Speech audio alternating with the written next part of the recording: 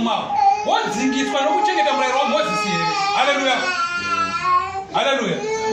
Saka parikudziwa zvadaro manje vapostora nevakuru vakabva vaita dare vakaungana pamusoro pechinhu changa chiripo ipapo. Vanhu vari kuungana vanhu vanotenda shoko raMwari. Vangoti ngatiungane tirangane pamusoro peshoko rauyonaro iri kuti pane dzimwe hama dzatenda shoko dzoitwa sei pamusoro peshoko dzinofanira kuti dzidzidziswe kuchengeta murayiro waMozisi here wadzingiswe here. Fambai. 7 inoti zvino nharo huru dzakati dzavapo nauye murayiro ikangotangwa dingari inopati nharo dzimuke. Petro akasimuka akati kwavari. Petro ndo akabva asumuka, ndiye anobvanzi Kefasi. Akabva asumuka akati kwavari, varume hama, akati varume hama, yes, munoziva kuti kubva pamazuva akare Mwari vakandisanangura pakati penyu. Munoziva imimi kuti kubva pamazuva akare Mwari akandisanangura pakati penyu. Kunoti Pita itonzwisa kuti pakati pevanhu vese apa ndindasanangurwa naMwari kuti ndinoparidzira chi wahedheni. Akaita zvekusanangurwa naMwari, so kusarudzwa. Zvikanzi munhu ari kusanangurwa kuti vanhu vanenge vakawanda. Pongosanangurwa munhu wari kudzi iwewe yakuno ndoda kupiwa basa iri. Ndozvakaitwawo futi pana Pita. Anoti kuti varume hama, munoziva kuti kubva kumazuva akare Mwari akandisanangura kubva pakati penyu imimi. Yes. Munoziva kuti kubva pamazuva akare Mwari wakandisanangura pakati penyu kuti vahedheni vanzwe shoko. Mwari wakandisanangura pakati penyu. Varume ava vanozongoti haiwa vakuzvikudza kakuroti Dhwego wakasanangurwa here.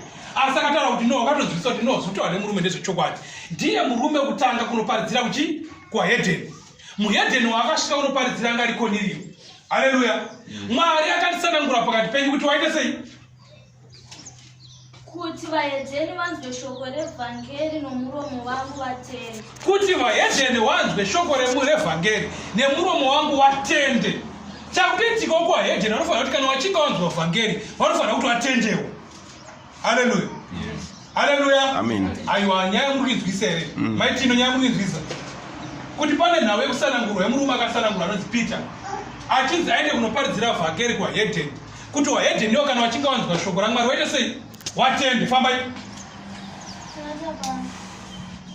Pa9 inoti hama kutsaura pakati pedu navo zvakanatsa mwoyo yavo nokutenda. dzokorodzai futi tone nyatsogadzira. Haana kutsaura pakati pedu navo zvaakanatsa mwoyo yavo nokutenda. Right. Hanzi haana kutsaura pakati pedu navo zvaakanatsa mwoyo yavo nekutenda. Haleluya. Shoko ratamboverenga rei pana Hebrew chapter 3 pavhesi ya 12 riri kuti chipedza kudzokera ipapo ava vakabata tsamba yavo weyo.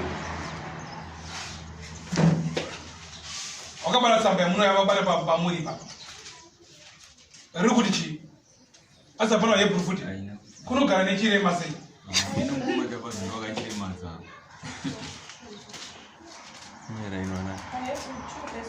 3 chapter 12 chapter